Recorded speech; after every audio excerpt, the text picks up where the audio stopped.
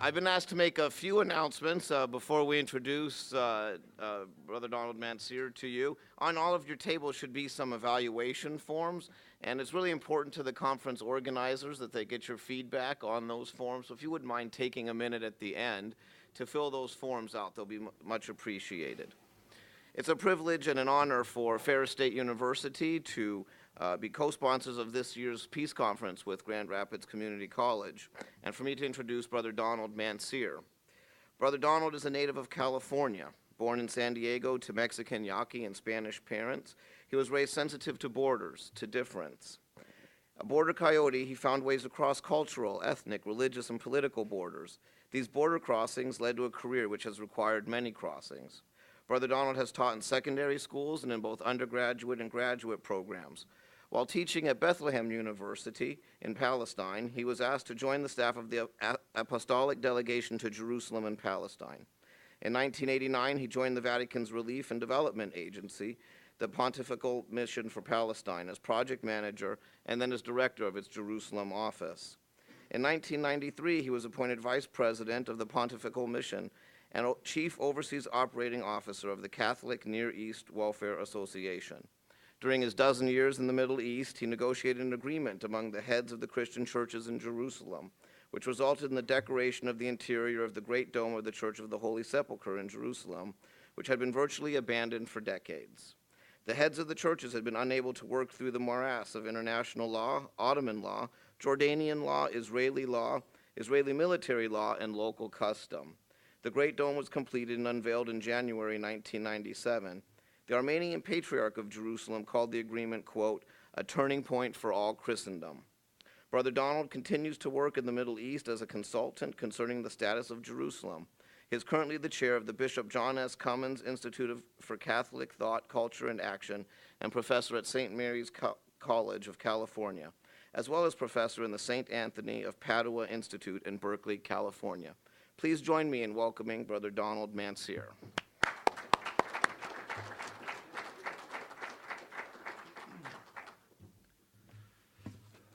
I'm impressed by myself.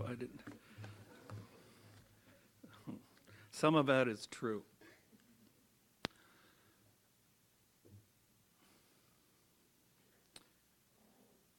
Sustaining peace is difficult. We're often overwhelmed by countries, groups, heads of state, and the rest of it. So a question that arises often is, what can we do about it? So I hope that my remarks might give a suggestion about what any one of us might do to contribute towards sustainable peace. Last century was extremely violent, and much of this violence was carried out in the name of progress and modernity. Since the French Revolution, violence has been infused by the Hegelian generalities of the promotion of history and the progress of civilization. Patriots, nationalism, and causes worth dying and killing for identify the freedom fighter and the terrorist. The dramatis personae of these tragedies include imperialists, settlers, revolutionaries, counter-revolutionaries, and native peoples, all of whom display a type of self-righteousness that arises in people who wish to justify their struggle. Recently, the root of violence has been attributed to culture, with politics as the consequence of culture. The modern world is seen through the lens of culture, a world divided between those who continue to see progress and those who remain settled in their customs and religion. Bernard Lewis, the well-known Orientalist, describes the division as a clash of civilizations. He suggests in his 1990 article, The Roots of Muslim Rage, that this clash is between Islam and Judeo-Christianity. For much of the West, then, Islam has become the enemy, certainly since the end of the Cold War. I disagree with Bernard Lewis. I disagree with Bernard Lewis. And I consider his division a dangerous misunderstanding of Judaism, Christianity, and Islam. They are not political dispositions, nor are they cultures. He has politicized cultures, cultures which he seems to identify with religions. Judaism is not Zionism. Christianity is not Western democracy. Islam is not Al-Qaeda. Security and peace depend, at least to some degree, on religion, and not exclusively on economics, technology, and politics. In fact, to a large degree, it is modern liberal politics which generates and governs fear, the consequence of which is often violence. This politicization nurtures violence. The real cultural fault line is not that between diverse religious cultures. Rather, it is the antagonism between radical emancipation of man from God, from the roots of life on the one hand, and the great religious cultures on the other. If we come to experience a class of cultures, this will not be due to a conflict between the great religions. The coming clash will be between this radical emancipation. Instead of spending more time here teasing out my own disagreement with Bernard Lewis, I prefer to suggest a way of looking at Islam, Judaism, and Christianity as a single perspective rather than two or three clashing civilizations. This perspective, I submit, can nurture peace. This perspective, which might be called a unity of differences, is a theology of culture. My presentation is divided into two sections. I'll first set out what I understand to be this theology of culture, which might serve as the foundation for conflict resolution in the Middle East. Secondly, I will provide anecdotes of activities and strategies which have been successful in advancing peace in the Holy Land.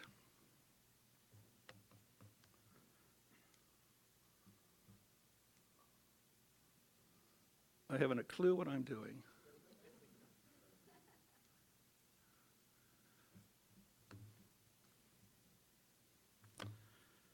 My starting point for this theology of culture for the purposes of conflict resolution in general and for the promotion of peace in the Holy Land in particular, with Jerusalem as its center, is Abraham, al-Halil, which means the friend of God and the father of Jews, Christians, and Muslims. I believe this starting point and its consequences can offer something worthwhile to those within the monotheistic religions and traditions, as well as those who are not of these traditions. I will suggest a description of monotheism which arises out of an interaction between the Greco-Roman and Near Eastern cultures, and which continues to be the basis for the custodial Christian communities in Jerusalem today. I am aware that some serious thinkers are closed to the transcendent and exclude the existence of spirit or God a priori. But since my primary concern is with the status of Jerusalem and the communities who understand Jerusalem to be their spiritual, legal, or cultural capital, any recommendations I offer must be out of these religious and cultural traditions. Over the centuries, these have coalesced into variations of monotheistic belief systems. I do not intend to prove the existence of God. No one can. Neither do I attempt to convince you in what way monotheism participates in truth differently than do atheism, Hinduism, paganism, or any other belief system. The theology of culture described, which I will describe, suggests an orientation of Jerusalem as fugal space for all those who claim Jerusalem. Since no one can claim to be outside or uninfluenced by all traditions, what one can do, however, is to locate one's own judgments within a historical and global context, which may place them in a wider and perhaps a deeper perspective. I suggest this deeper perspective brings politics into conversation with theology. Politics is an exercise of reason, but reason is in dialogue with faith. The universe is intelligible. There is truth, that which is always and everywhere the same. Humankind is not the measure of all things. Human reason cannot ignore the Decalogue and the Shema. Denying the transcendent leaves human beings their own master. The result tends towards totalitarianism. John Rawls has written that political goods may illicitly draw from religious doctrines. The only condition is that they must be reasonable and politically coexist with other reasonable doctrines. He writes, "The idea of public reason is not a view about specific political institutions or politics. Rather, it is a view about the kind of reasons in which citizens are to rest their political cases in making their political justifications to one another when they support laws and policies that invoke the coercive powers of government concerning fundamental political questions." The more secularized politics becomes, the more a state extends and expands its claims, which then leads to a refusal to acknowledge anything over and above itself. When morality is forced into the private sphere, into the subjective, it is diminished as an effective force. The state then becomes the sole author of morality. This endangers democracy. So, political good may be rooted in religious doctrine in light of its intrinsic contribution to the common good. This may provide an alternative to those who work for an absolute separation of church and state. An aberration, I submit, of the intention of the founding fathers of the United States of America. This separation promotes a separation between people and their representatives, between civil society and the state.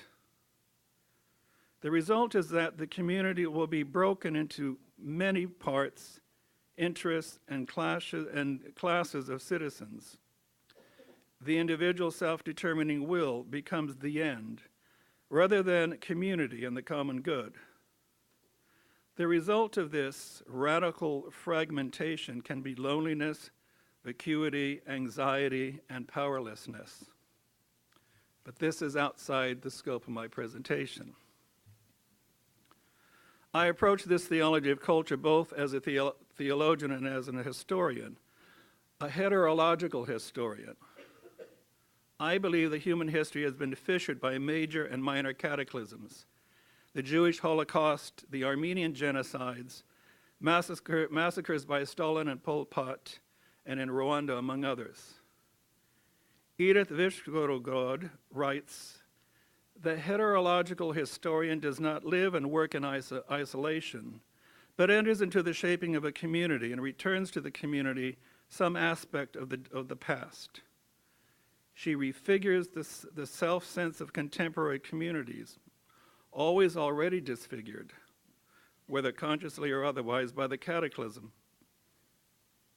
Responding to the dangers of philosophies of communities based upon the myth of autochthony, as well as upon modern accounts of community in which social existence founded on production, she ponders the possibility: a community that is deterritorialized and aproductive.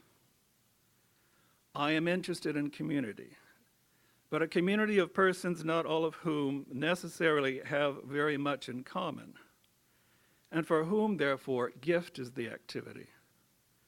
The gift is hospitality, the sort of hospitality for which Abraham was praised in the book of Genesis. The activity is to welcome border crossers. As soon as you begin to think about another human being, you begin to efface that border. You might then ask, where does the energy come from for the effacement of the border? I think it comes from what one has already lived. That which has become part of one's own experience and life is already other people. The self is already collective. The collective is made of all those people with whom one has interacted positively or negatively. It is made up of pain and pleasure, hope and fear, security and risk. I'm speaking of encounters, of journeys to and from others in different times and in different places. It is because a person crosses borders that she or he is able to gather together many times and places. Guillermo Gomez Peña asks, how to function as a fluid border crosser, intellectual coyote, and intercultural diplomat in and around this abrupt landscape. While Gomez Peña is speaking about the United States of America as this abrupt landscape, the question applies to Jerusalem with its diverse cultures and religions, with its conflicts and disputes. Jerusalem is the geographic center for the children of Abraham, for their stories and for their cultures. Unfortunately, the symbolism of Jerusalem as center has been and continues to be used by different ethnic and cultural groups to exclude others. The catchphrase, "One United Jerusalem," has become the rallying cry to eliminate differences. But Jerusalem is holy for Jews, Christians, and Muslims. It cannot exclude any of them. In fact, these three different Abrahamic religions can be united in Jerusalem, but only in Jerusalem in which cultural, religious, and ethnic sites and communities overlap and move in and out of each other and welcome each other. This type of dynamic intersection would expose how artificial and contingent borders are. Strategies to promote this type of dynamic intersection gather differences into unity. They are bridging activities, strategies for welcoming, strategies for hospitality. The activities do not simply link A to B, one to the other, but maintain an ongoing dynamic, fugal space, so that A is in B and B is in A simultaneously. Fugal space is created by face-to-face dialogue. The Old Testament refers to the face, panim, of God. Having a face means being a subject in relationality. God also has a name, Yahweh. God is a person, a prosopon.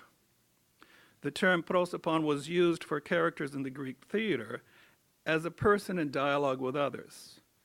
For the Christian, this is the stance between Jesus Christ and the Son of God, who, as we are told in the Gospel of John, is proston theon, face to face with God, poorly translated as with God. There is an intra-divine dialogue of the one God, who is love. In this sense, God is radically the same as himself and radically different from himself at the same time. God is a unity of differences.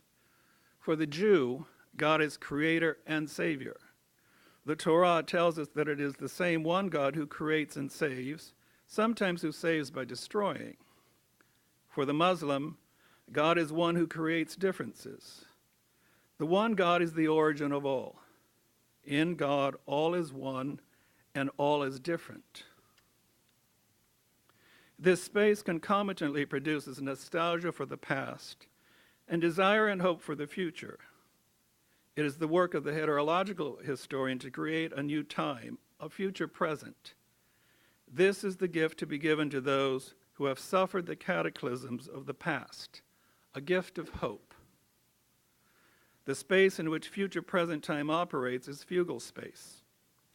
To the degree a person is engaged in bridging activities, able to move different and sometimes opposing groups to share themselves with others in this way, that person is a bridge, alive in fugal space.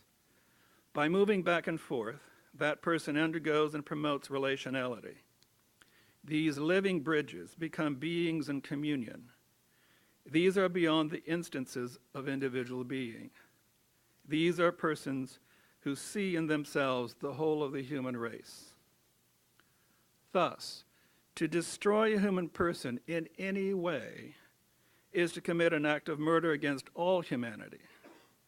The mystery of being a person lies in the fact that here otherness and communion are not in contradiction, but coincide. Truth as communion does not lead to the dissolving of the diversity of beings into one vast ocean of being, but to the affirmation of otherness and through love. The difference between truth and that of nature in itself lies in the following: that while the latter is subject to fragmentation and individualization, the person is not. So in the context of personhood, Otherness is incompatible with division. It is our nature to be in relationality. Persons must not be understood as numbers, as the radically isolated individuals of contemporary politics. By nature, we are beings in communion.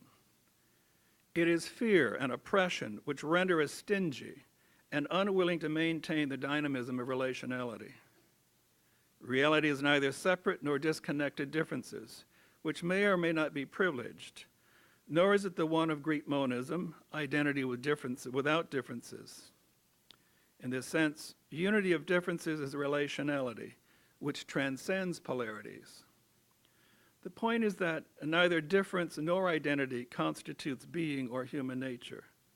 Rather, being and human nature are unities in difference and differences in unity, again simultaneously.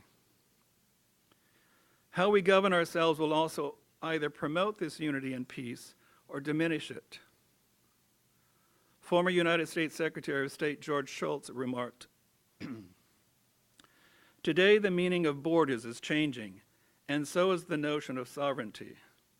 In the Middle East, a vision is needed that transcends the boundaries of traditional nation states and addresses the clear requirements for the part of security, political voice, economic opportunity, and community life on an equal basis. Constructs based on absolute sovereignty and rigid borders cannot provide this vision. Thinking must increasingly be on a regional-wide scale. A little creativity about new mixes of sovereignty might help the peace process forward right now." There is nothing homogeneous about the Holy Land. It contains differences in culture and differences in religion.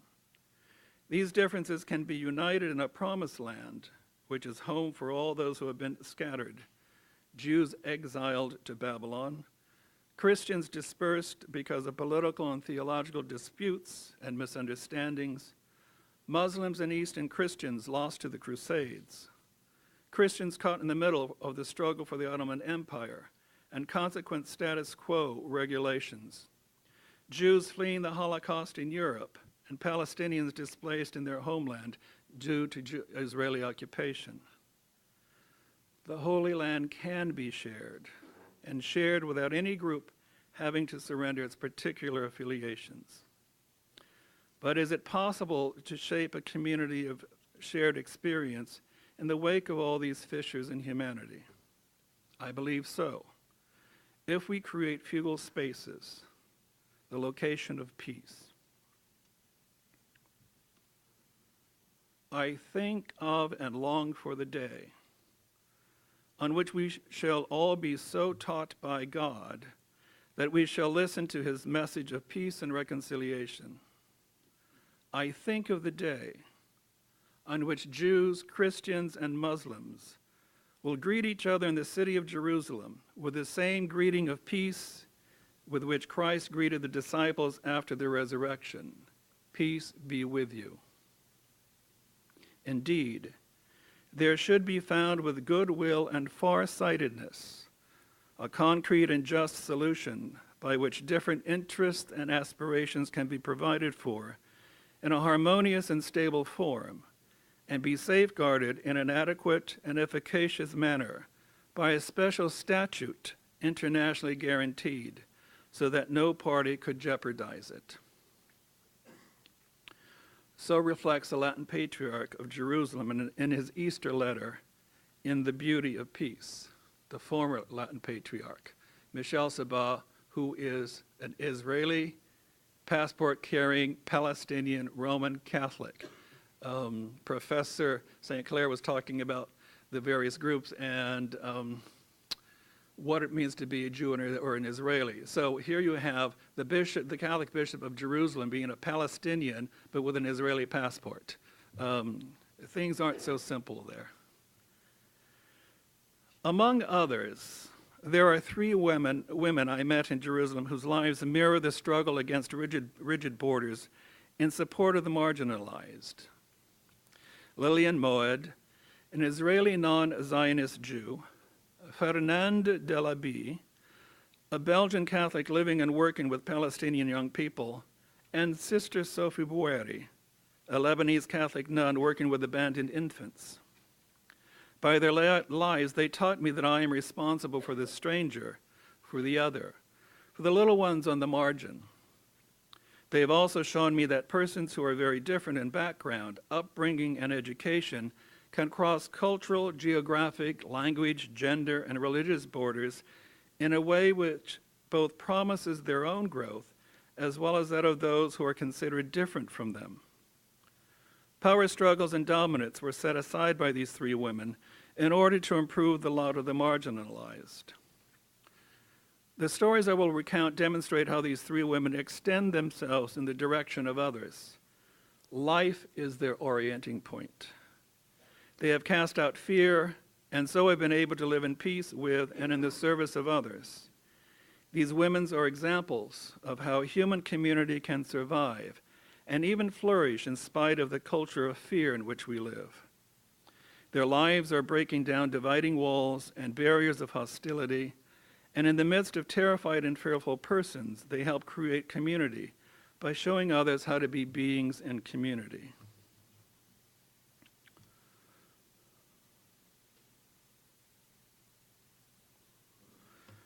I remember it was a hustle-bustle Friday afternoon in Jerusalem, sometime in the early spring of 1990. Last-minute preparations for the evening meal were underway, and Mahane Yehuda market was filled with Jews purchasing appropriate groceries, Shabbat. It was hot with the wind coming up from the Judean wilderness. I went with a friend into the new city of Jerusalem, Jewish West Jerusalem, out Bab Halil, the gate of the friend, the name of Abraham, called in English Jaffa Gate, and up Jaffa Street to Zion Square.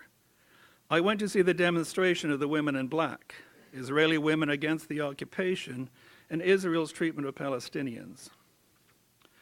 As we arrived, I saw an Orthodox Jew, one of the Hasidim, walk up to the women, shout something at them while pointing his long finger at them, then spit. Several other Hasidim in their long black coats and black hats joined in the shouting and spitting. I then spied two younger Israeli men in khakis and polo shirts making their way towards the scene. I feared a violent confrontation. I was surprised and relieved that these two young men merely stepped between the women in black and the Hasidim in black, who grudgingly ceased their attack. From this occasion, men sympathetic to the women in black stood with these women. Others would come by and give each woman a rose, which they held during their quiet protest. I began to stand with them, my own Sabbath ritual. Lillian was one of the founders of the Women in Black. It was during my first quiet standing with them that I met her. Both of us having crossed several borders which brought us to Zion Square, as we felt an immediate camaraderie. I, an American Roman Catholic male, and she, an Israeli Jewish woman, were both concerned about those different from us. I introduced Lillian to my friends, Fernanda Delaby from Belgium, and Patricia Crockford from Malta. It was wonderful watching the interaction among these persons with very different backgrounds and cultures, more border coyotes. Lillian and I spent a great deal of time discussing ways to promote peace in the City of Peace in the region. Some months after we met, Lillian left for a visit to California to be with her daughter. I received a letter from Lillian a few days after her arrival in California, informing me that she had been diagnosed with uterine cancer. She would be staying in California. Since I had some vacation time, I met her in California and introduced her to my own family. 6 months after I returned to Jerusalem, Lillian wrote that a malignant tumor was found in her abdomen. She had to undergo chemotherapy, which resulted in damage to her kidneys. Not to be deterred while undergoing treatment, Lillian wrote a proposal to the U.S. Institute for Peace, which funds research and educational peace projects. She proposed to do 15 weekend workshops on various Catholic campuses on Middle East peace education. Lillian also organized the Los Angeles branch of the Women in Black. All this while suffering a disease that finally took her life. Fernande de la Bie, Miss B, as she is known, is small in stature, similar to Lillian, but with lots of white hair topping her ever-smiling face. She was born in 1926 in a village called Rezensaat, not far from Brussels. Her family, which included 3 sisters, suffered the miseries of the war, including the German occupation, between 1940 and 1945. Unwittingly at first, then with some resolution, she became a member of the resistance. She carried notes between houses. A young girl carrying a small briefcase would hardly be noticed. Then, towards the end of the war, while Belgium was still occupied, Miss B joined a group of several other young adults led by a Jesuit priest. The group helped rescue children who were victims of the heavy bombing. Through the Red Cross, they acquired a truck and obtained permission to drive around and collect homeless children. The group was so successful at this that the Red Cross approached Miss B and the others and asked if they could hide 60 Jewish children. The group took over an unused movie theater and stayed with the children for 2 weeks. Some of the children had come from Germany, so far surviving the massacre of the Jews by the Nazis. Miss B admired how the older children supervised and looked after the younger ones, and how, though the Gestapo offices were just across the street from the theater, the children maintained their customs of eating and praying. But the Belgians and the theater began to come to the attention of the Gestapo. Fortunately, just as it seemed they were going to be found out, they were saved by the arrival of the Americans and the British. The liberation of Brussels saved the group, and the 60 children were dispersed to various Jewish families and agencies. She often wonders where these children are now. Soon after the war, Miss B joined a new Catholic lay institute called Association Fraternelle Internationale, known in the United States as the Intercultural Association. In 1969, she volunteered to work in the Holy Land. Her first work was to supervise a hostel for Israeli Arabs who were just beginning to attend Hebrew University in Jerusalem. Though the hostel was a great success, she and her colleague, Patricia Crockford from Malta, were dismissed because of their so-called liberal policies which had as their objective to bring Israelis and Arabs together. At first, she decided to return to Belgium, but after listening to a sermon in Jerusalem asking Palestinian Christians not to leave the Holy Land, she herself decided to stay. Weeks later, she was invited to Bethlehem University and began her work as the overseer of Al-Waha, the harbor. It is a safe space on campus, a space where students could come to relax, seek assistance, spiritual counseling, and where Muslims and Christian students learned about each other. Few, if any, know that when she was a younger girl in Belgium, she helped provide shelter for Jewish children fleeing the Nazis.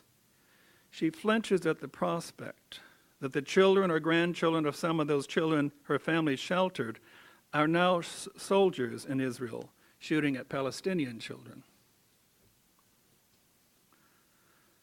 A strategy to cross borders and to bring about resolution to some of the tension between Israeli Jews and Palestinians, both Christian and Muslim, was also introduced to me by Miss B. Not long after the First Gulf War, Miss B and I were on our way down the Hebron Road, the main road between Jerusalem and Bethlehem. We were on our way to meet with a Jewish family living in a wonderful Arab house. The house sits off the Hebron Road, about midway between Bethlehem and in the West Bank and Jerusalem. It is one of those houses with carved windows and decorative Turkish tiles, so typical of Ottoman architecture. A huge veranda wraps itself around the entire first floor, reflective of how Arab hospitality enfolds guests and wayfarers. We know the Palestinian family that was evicted in the house during the 1967 war. They retained the original deed to the house, a document some 2 feet in length and at least a foot wide with seals and ribbons. Unfortunately, it is now a decorative element in their small 2-room house in Bet Sahur, the town just down the hill from Bethlehem. When they returned to their house after the conflict in 1967, they found that a Jewish family had moved in. The house was sold to them by the Israeli Lands Administration. In the public sector, it is the Israeli Lands Administration that plays a key role. It's the holding company for the Israeli government. It's the largest landowner in the city. In 1948, it acquired approximately 2,500 acres from the departed British government and refugee Palestinian Arab landlords. In 1967, it acquired at least 3 times that in the form of Jordanian government property, other property deemed absentee by Israeli law. Our Palestinian friends were absent from their home during 1967. And you have to understand that the Israeli military dropped leaflets along the Hebron Road where Palestinians lived and told them, leave for a couple of weeks, it's dangerous, we'll let you know when to return. The moment they left their house, they're declared absentee, so they no longer own their houses. They were instructed to leave their own home, as were many others, for their own safety, and told they could return at the end of the confrontation and danger. They were then declared absentee, and their home appropriated by the Lands Administration. Who is the foreigner and who is the stranger? We were hoping to arrange a meeting between the Jewish family living in the house built by the family of our Palestinian friends who wanted to visit their old home. They knew their deed meant nothing to the Israelis any longer. They had no expectation that they would recover their house or any of the belongings they had left when they fled. They were looking for closure. Ms. B and I saw it as a strategy for reconciliation between Palestinian and Jew. If there were a prospect for a peaceful and just resolution of the conflict in the Holy Land, closure and reconciliation, acknowledgement and acceptance of the past were essential requirements before steps could be made for the future. After introductions, we were all offered ahway arabiyeh by our Jewish hosts. Holding her cup of coffee, she never took a sip. She explained the hopes she had for the visit. Mostly, she wanted to assure the Jewish family that the visit was in no way an attempt to regain the house, nor was it a means to fault the current inhabitants. We just wanted to help make some sense out of the situation. Miss B's English was punctuated by Arabic idioms. Not that she was fluent in English or Arabic. She thought in French, and when she paused to translate into English in her head, bridged the gap with her Arab phrases she had heard over and over again from her students as they struggled when speaking English to her.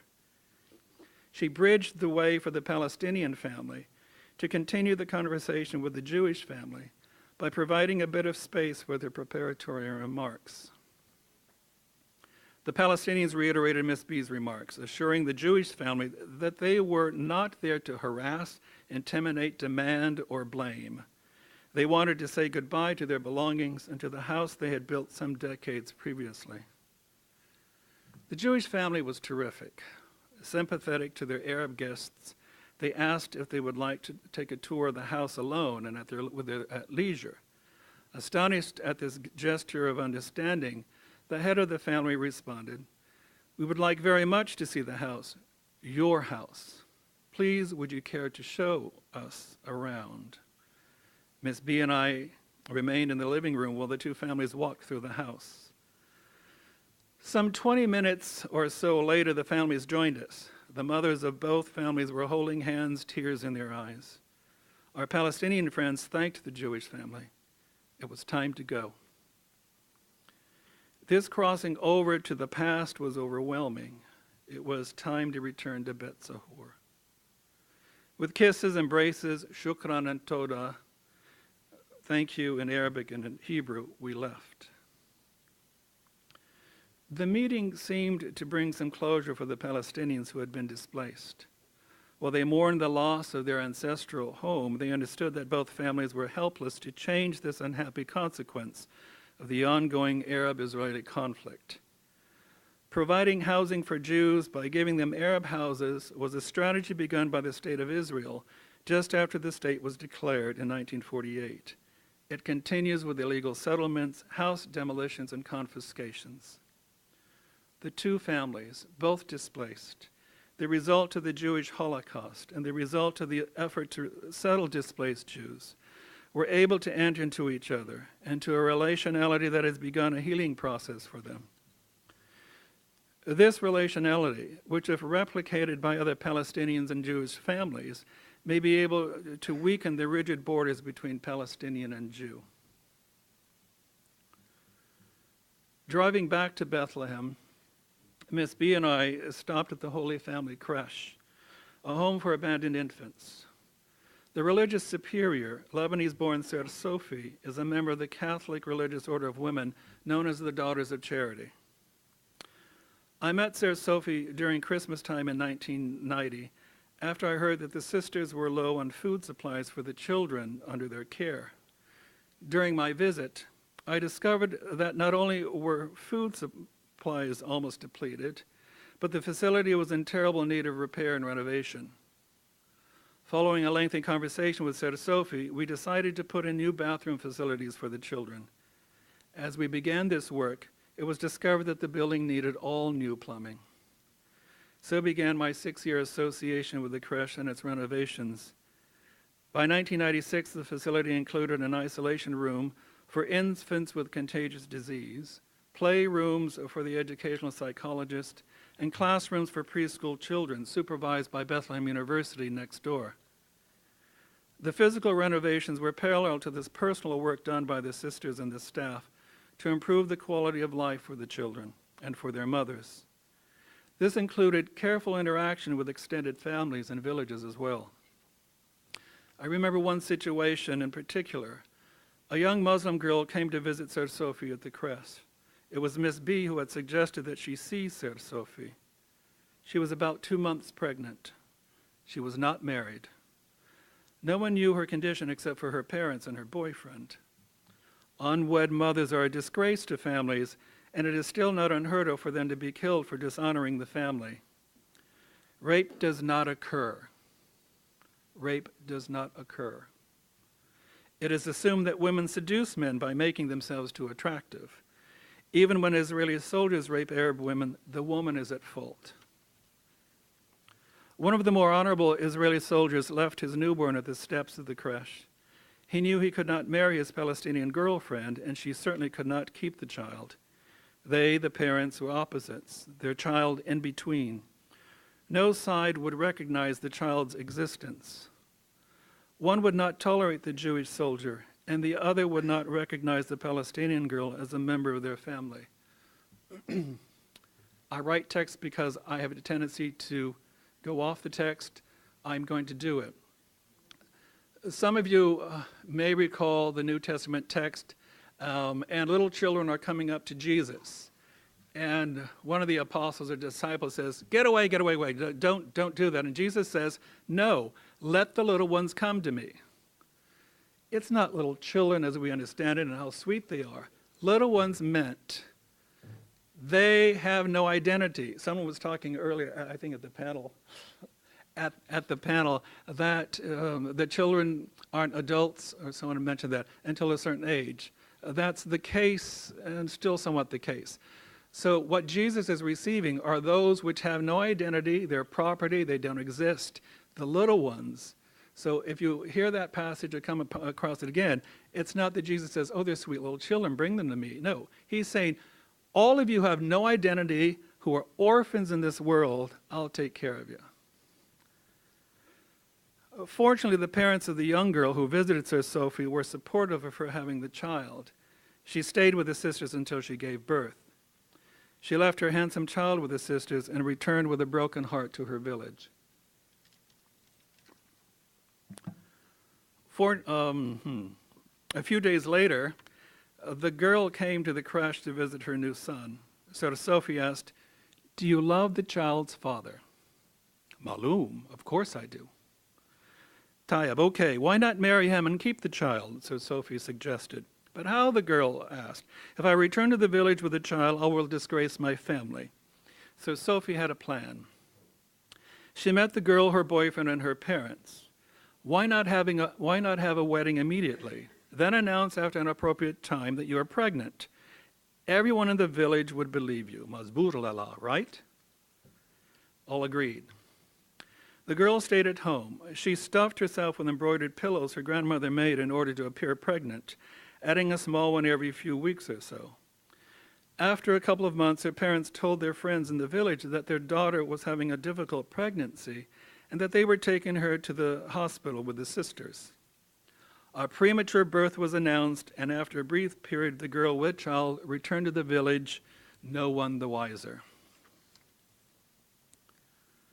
To understand the significance here of a Lebanese Catholic nun helping a Palestinian Muslim girl, it must be understood that many Lebanese, especially Christians, blamed the Palestinians for their 16-year civil war in Lebanon. There has been and continues to be deep hostility between the Lebanese and the Palestinians. Born in Beirut, Sarah Sophie decided that she wanted to contribute to peace in the region by working with Palestinians. This she has done most of her life, most recently with the abandoned little ones without identity.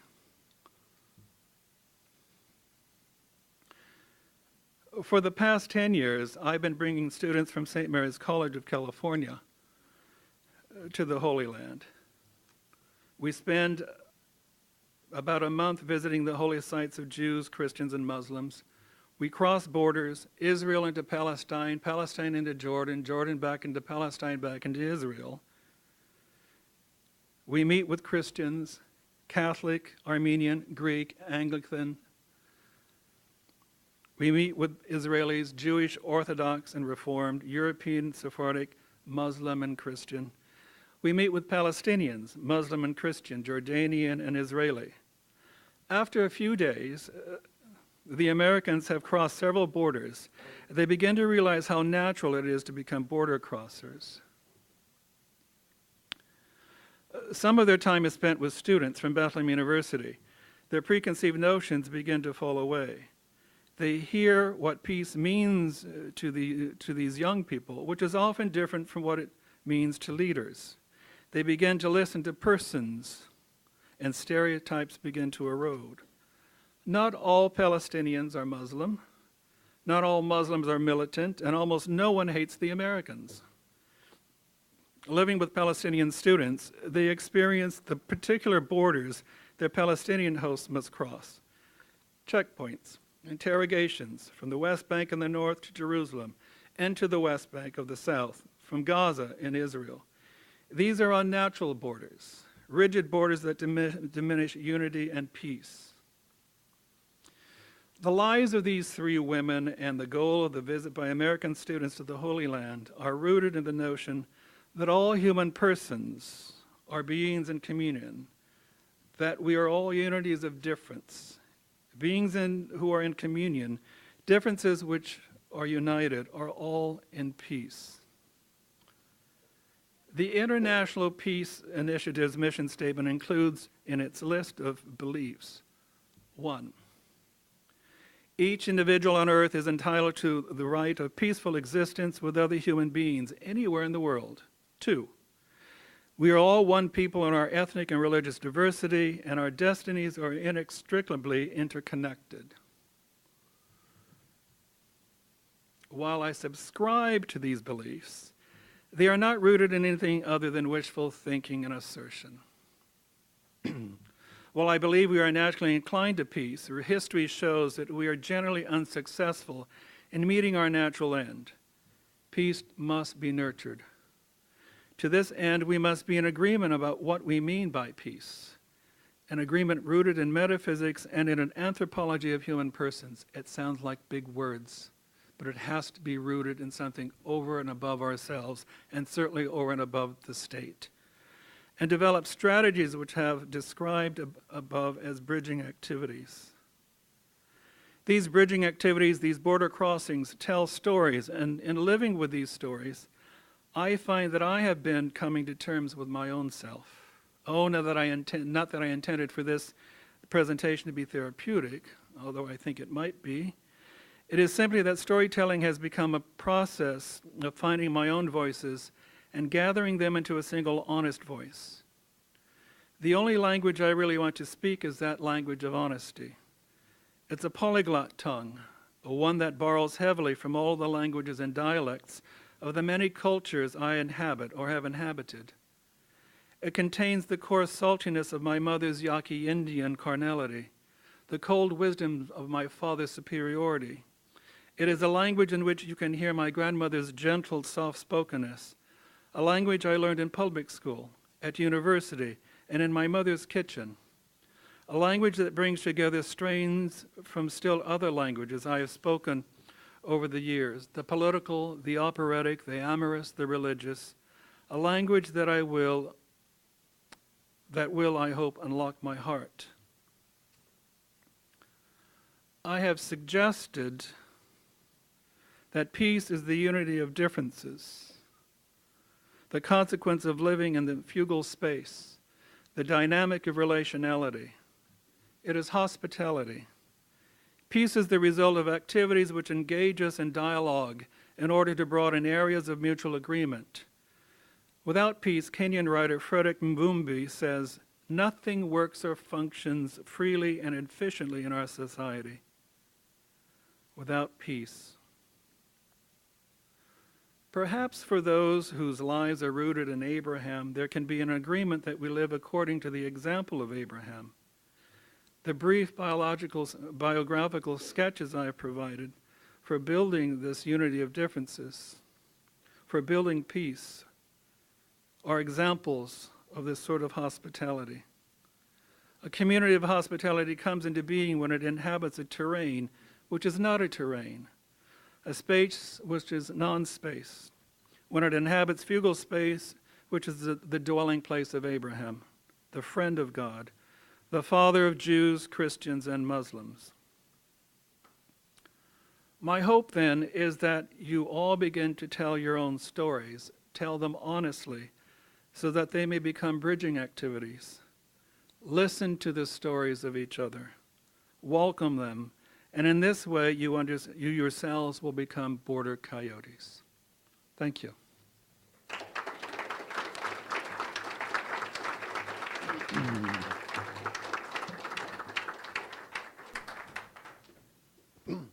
Time for a few questions?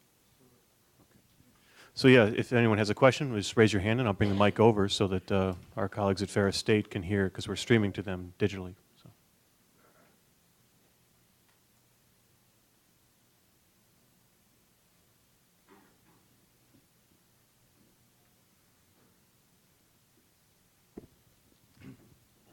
Thank you so much. You're welcome. A question concerning this relationality. You've talked about individuals that have desired to bring closure to some past event with regard to this disruption in their lives. Can you comment on any groups of people, any efforts made by governmental or non-governmental organizations devoted to facilitating that relationality and generating healing?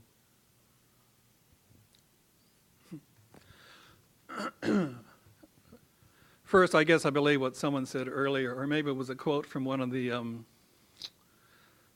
child soldiers from that movie, that we can't look to our ambassadors and the government for sustainable peace, really. Whatever they're negotiating is on a particular level, and it may or may not have anything to do with the ordinary citizen.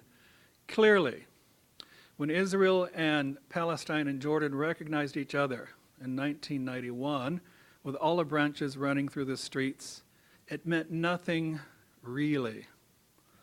So we need the individuals to do the work for it to be sustainable. That being said, the work that Ms. B and I were doing with Palestinians and Jews in terms of housing, there is a group now called, I guess the English translation is simply Reconciliation, based out of Bet Sahur, and they continue to, in fact, work with the Israeli Ministry of Religious Affairs. It's because they're the only ones who would really take on the project. And what they do, they provide names and addresses of homes that were confiscated and then sold to Jews in '67. That's all they do, and that's fine. And then it's usually a non-Arab makes a contact and has a conversation about, do you mind us having this sort of conversation, reconciliation. Then Hebrew University in Jerusalem, under the administration of the last 3 or 4 presidents, and so I'm willing to say Hebrew University of Jerusalem and not just the presidents, because these activities have been continued, have opened their libraries and most facilities to the students at Bethlehem University. If they can get a permit to get it, through the gates and the barriers and the walls and the rest of it, that's a significant permission that the presidents of Hebrew University in Jerusalem have done. There isn't a lot more. While one may think that non-governmental organizations and church groups are doing all sorts of things, they're doing all sorts of things mostly for their own, and that's fine, I'm not detracting it, but in terms of these sorts of strategies and activities that promote this sort of hospitality that I'm suggesting, there's a paucity of it, and so I'm even more convinced it has to be individuals. The students that I take to Bethlehem University from the United States each year have developed an ongoing relationship, email, Facebook, and the rest of it, and in fact have collected money to bring some of the students over to visit. They contributed to the scholarships and have held a number of fora to give information about the situation in that young Palestinians live every day. So to me, these individuals are doing a lot more than groups who are often constrained by economics and politics. I tried to be as positive as I could, Michael. Thank you. With that being said, would a new economy be based on honesty and communal activities? I know that Deepak Chopra, I saw him recently on a program, and he's commented on how Facebook and Twitter are actually places where we can see human evolution unfold right before our eyes. And so that kind of goes along with honesty and communal activity. How do you see that coming along? I mean, where do we stand on that? I think things like Facebook and those social networks, not just because I participate in them, can do remarkable things. I mean, there are some dangers or problems involved with all of that, as there are with anything. People say it's dangerous to meet someone, kind of a side issue, it's dangerous to meet someone off Facebook. I'm not sure it's a whole lot less dangerous than in a saloon. So that being said, there are all sorts of things that these social networks can do. And as a matter of fact, the information, the photographs, the conversations that are going on between groups of people who otherwise would never speak to each other is remarkable. Those technologies have facilitated the ongoing conversations with students I bring from the United States to the Holy Land, and those students I've taken from the Holy Land to Turkey and the rest of it. It's remarkable. And I suspect Karen could say something about that too, and the students that visit Ireland. When you mention economics and honesty,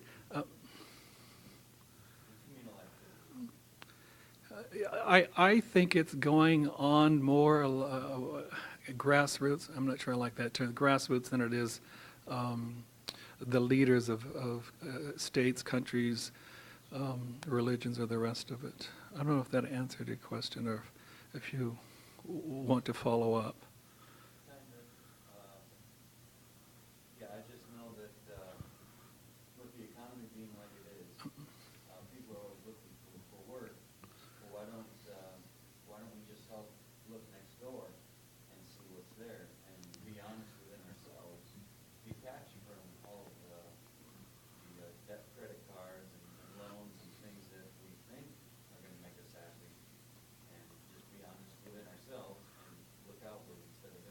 I couldn't agree with you more. I'm hoping that the economic opportunities we are faced with these days will help us do exactly that. But you have a suspicion in your mind about how this might be helpful in with Arab-Israeli conflict or peace in general.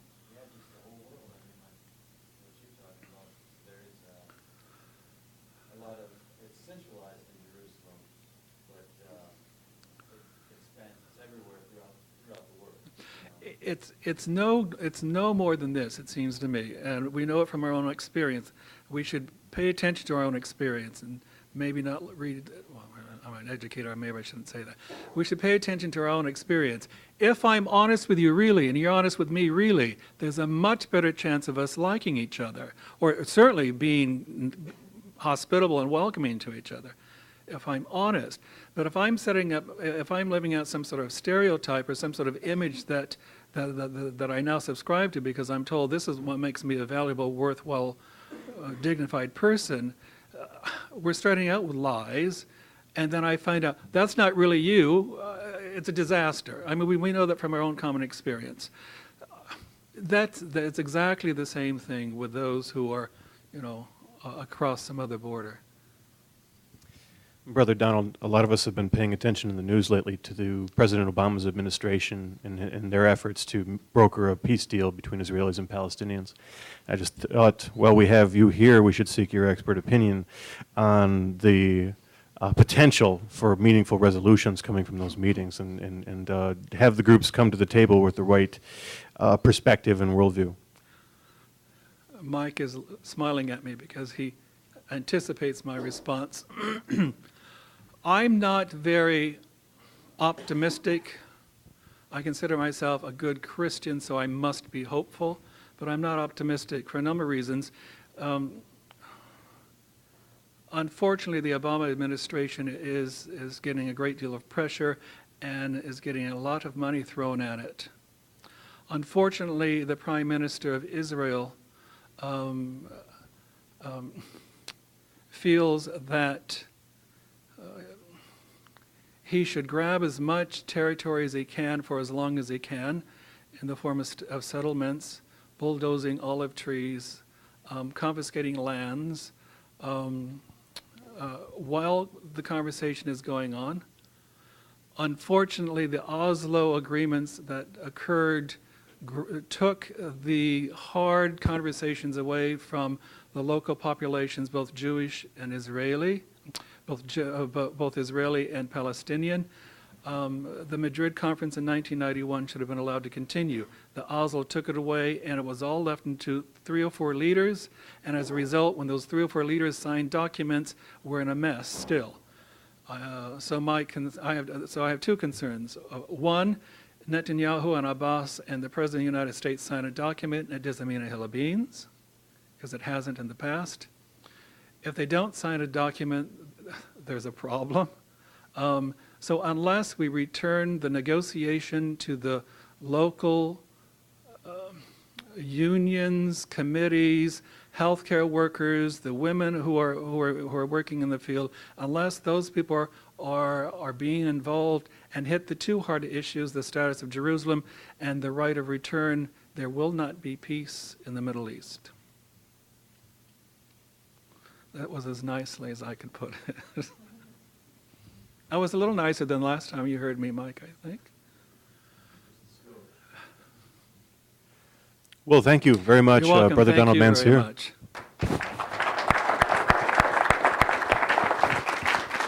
Ladies and gentlemen, we do value your feedback, so if